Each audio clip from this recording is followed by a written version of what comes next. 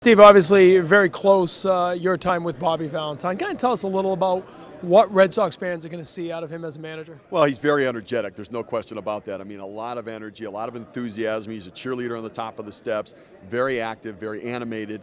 He'll celebrate success. He'll go out and battle for his players. And I think they're going to like the energy level he brings. He's a fixer, and I think that part of that, he will bring in a new energy level. He's not a drop-the-hammer kind of guy. And people say, well, they need somebody who's going to come in there and clean up the clubhouse.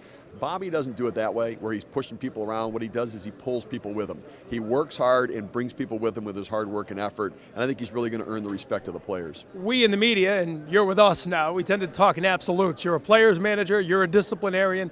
Life is in the gray area usually, but where do you put Bobby Valentine? Well, it's interesting. For some players, he's a player's manager.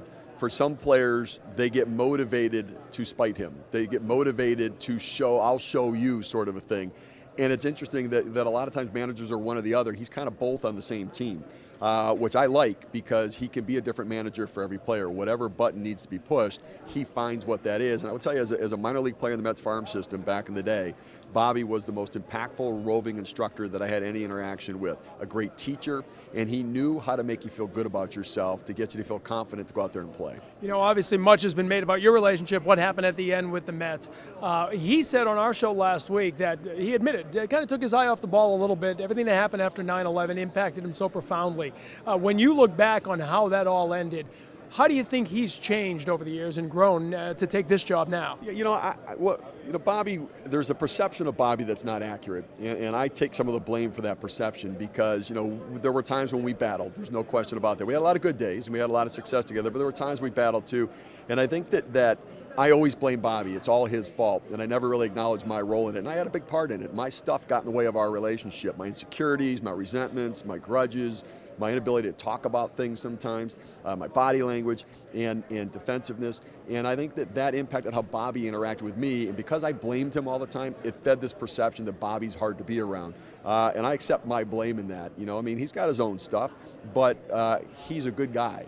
And in the end, he wants to win. He's very competitive. And what happened for the two of us being competitive guys, we competed against each other. We tried to beat the other guy rather than joining forces to beat the other team. And, a big part of that was my stuff. Let's get finally, Terry Francona talked a lot about his time in Philadelphia, tough media market, tough teams that he was managing at the time, getting him ready to be the man he was in Boston. How did that experience in New York help Bobby Valentine take this job, and how will it help him succeed in Boston? Oh, I think it's a great experience. I tell you what, New York's tough. It's tough when you succeed, and it's tough when you fail. And I think that Bobby did both of those things in New York. It's tough when you have problems with players. It's tough when you have problems with the media. It's tough when you have media members that like you. And I think that all of that is now on his resume. All of that is part of who he is today. And I do think that the time that he's been out has given him the ability to take a pause, because the thing that Bobby makes him so good is that raw emotion that he kind of pukes out what he's thinking. But sometimes when you don't think before you do it, it kind of muddies things up. I think now he's allowed to take a breath and think about it before he does it. And I think that sort of patience will have a major impact in making him a better manager now.